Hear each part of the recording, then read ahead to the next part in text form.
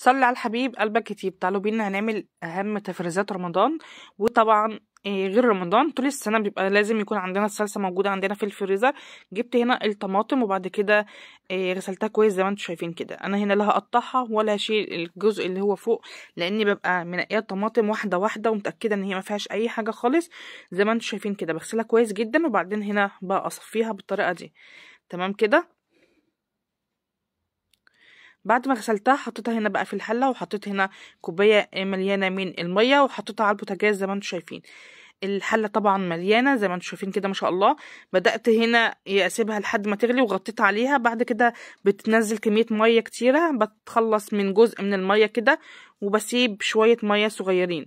بعد كده بجيب قطعه هنا من البنجر علشان يديلي لون حلو، وكمان طبعا ليه فوائد كتيره جدا البنجر. بعد كده لما الطماطم خلاص زي ما انتم شايفين كده بقى فيها شويه ميه صغيرين ولون البنجر نزل معاها، ببدا هنا كده لو هتضربيها في الخلاط بتسيبي الطماطم لما تبرد خالص وبعدين تضربيها في الخلاط.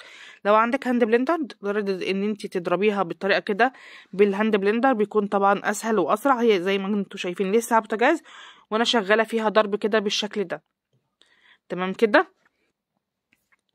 هضربها كويس جدا لحد ما اتاكد ان الطماطم خلاص نعمت معايا. في ناس بتفرزها بقشرها كده وبالبذور بتاعتها، لكن انا لازم بصفيها. انا بتخلص من البذور والقشور اللي موجوده في الصلصه. بعد ما ضربتها زي ما انتم شايفين كده لازم بصفيها يا جماعه.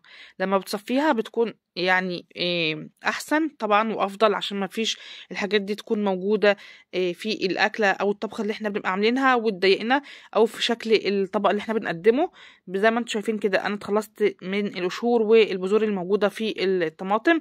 بعد كده بسيبها على النار بقى لحد ما الكميه بتاعتها تقل خالص والميه الزياده اللي فيها تتبخر بالطريقه اللي انتم شايفينها دي. طبعا شايفين اللون بتاعها تحفه يا جماعه. بدات هنا احط بقى شويه من السكر علشان حموضه الطماطم، وهضيف لها كده معلقه صغيره كده من الملح. بعد كده اسيبها برضو لحد ما كميتها تقل، وهضيف هنا بقى المواد الحافظة بتاعتي اللي هو السكر، الملح، وكمان الزيت بيخلي الصلصة لو حطاها على الرف لمدة 15 يوم مش بيجرى لها اي حاجة خالص. بعد ما بردت تماما حطيتها بقى في الاكياس. تقدري تحطي الكمية اللي انت حباها في كيس من اكياس التلاجة، وبقفلها كويس جدا وبحطها في الفريزر وقت ما بحتاجها بطلعها. كانت معاكم أميرة أبو زيد. باي باي.